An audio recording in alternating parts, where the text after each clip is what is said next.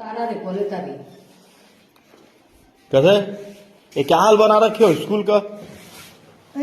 ये क्या हाल बना रखे हो? सर स्कूल में शराब पी करके पड़े हुए यहाँ पर अच्छा लग रहा है? नहीं सर। फिर ये जेब में क्या है? रोटी? ये कहाँ से लाए हो रोटी? कहाँ का रोटी हम तो बना है ना कुछ।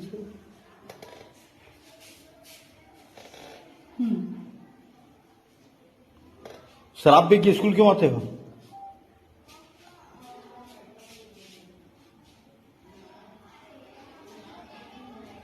यहाँ का दर्ज संख्या कितना है? बताइए ना हम उल्टा पूछते हो या मैं पूछ रहा हूँ नहीं यहाँ का दर्ज संख्या कितना है? 40 है। अब हम 40 वाला है।